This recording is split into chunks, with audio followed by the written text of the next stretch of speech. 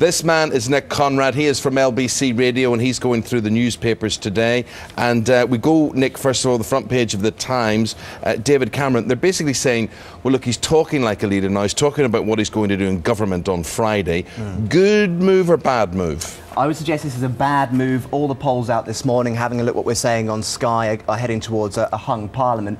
And some people would say it's rather dodgy to be talking about what I would do on Friday if I was your Prime Minister when it's so inconclusive at the moment. And opposition leaders, by tradition, even though tradition has been thrown out of the window with this election, never talk about a victory before it actually happens. They think it's bad luck. And I would suggest probably in this case he's talking a little bit too soon.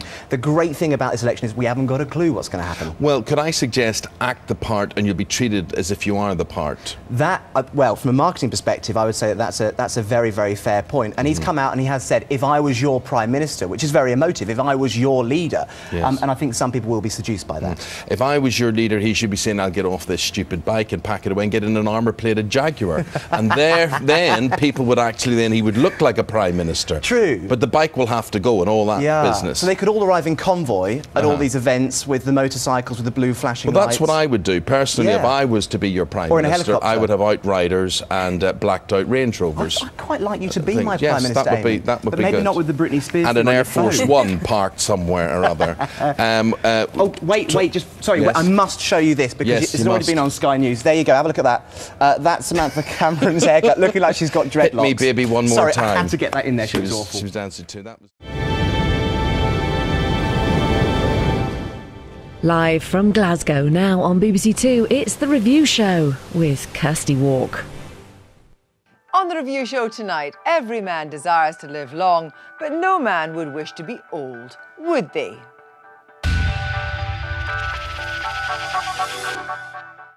But what interested me was the fact that they actually managed to keep the original text, and it worked very well with this new narrative, and I was quite surprised by that because I thought they'd have to change things around and move it on a little bit. The first half, I agree with you both, was actually quite funny and I really enjoyed it, and I thought I'll get to the interval, I'll have an orange juice because I want to concentrate on the text. Unfortunately, I never quaffed a Pinot Grigio fast enough because by the end of it I was starting to get bored, and it had lost what I really wanted Romeo and Juliet to be because I wanted to believe in the characters. So you wanted more passion? I wanted far more passion, and we just saw it in the clip there when they kissed. It was very stuttery, there was no passion. I'm not saying I want full-on snogging on the stage, but I want to really believe in them. Well, let's deal with everybody's fine first. Nick, do you think this is quite an affecting portrayal of that kind of dissonance between the generations? In a word, no. I think it was a Hollywood movie which was entertaining, but I didn't really take a great deal of debate out of it in regard of how the two generations interacted. I think there was a lesson in terms of parenting that is you need to talk to your children, especially from a bloke's perspective. And I found that quite interesting because I think a lot of men don't open up to their kids. And I think that obviously caused problems for Robert De Niro's character later on down the line. So if I'm going to take anything from this film, apart from an hour and a half of great entertainment, is talk to your children when they're younger.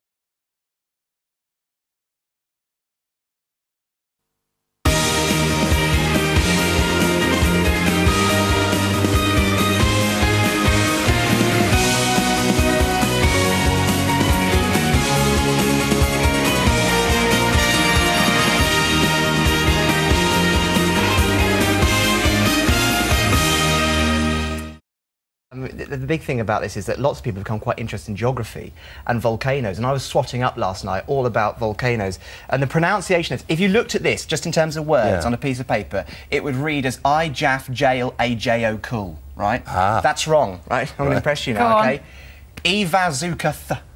Ivazuka th. And don't forget the th on the end, which is Icelandic. So that's the name of the volcano that's causing all this mischief. Here's what I don't understand. Right, so the plumes come out and they elevate to 30,000 feet where airplanes fly. Right.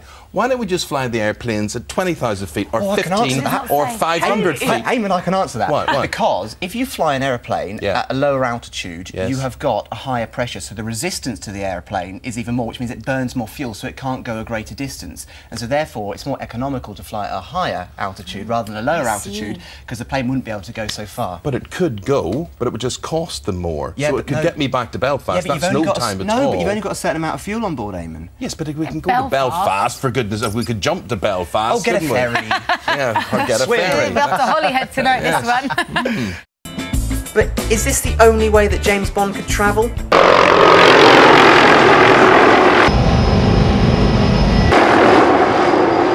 So now we're seriously abusing the plastic. I've just had to go and buy myself a helicopter. Well, it's one of those things you've got to do with your James Bond, isn't it? £600,000 it cost me to buy this helicopter, and it's £350 to run per hour, which makes this an expensive beast.